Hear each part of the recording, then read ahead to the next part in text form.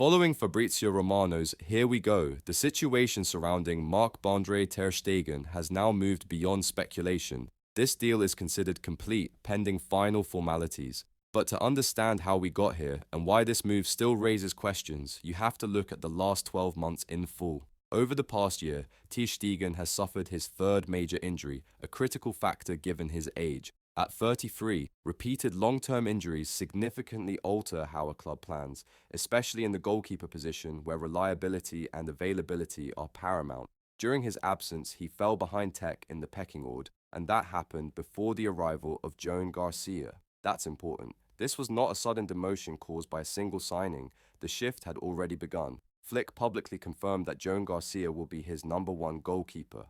Once that statement is made, the hierarchy is settled. For a player of Ter Stegen's stature, that effectively closes the door.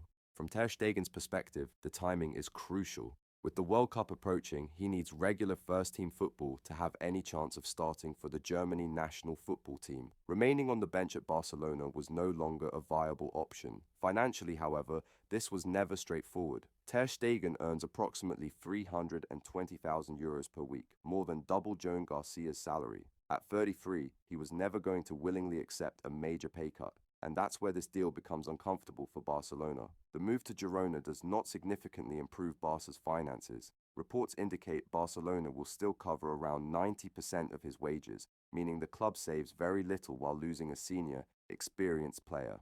From a purely financial standpoint, this is not an optimal outcome. There are also personal considerations that help explain why this deal took this shape. Ter Stegen's long-term relationship recently ended, and his new partner is based in Barcelona. Staying in Catalonia rather than relocating abroad clearly played a role in the decision-making.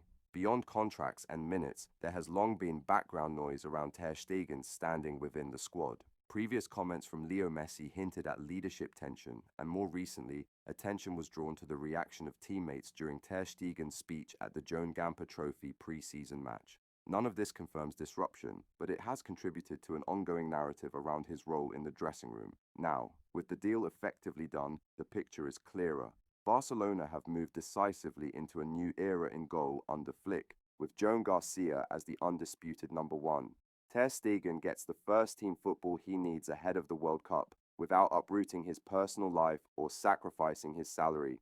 What this deal does not do is significantly help Barcelona financially. It is a sporting and structural decision, not an economic reset. This feels less like a win-win and more like a managed separation, one driven by timing, hierarchy, and inevitability rather than conflict. A club turning the page and the player doing what he must at this stage of his career. With a Tier 1 confirmation now in place, the debate shifts from if to what it means. And for Barcelona, the consequences of this decision will be judged not by Ter Stegen's performances at Girona, but by whether their new number one truly delivers.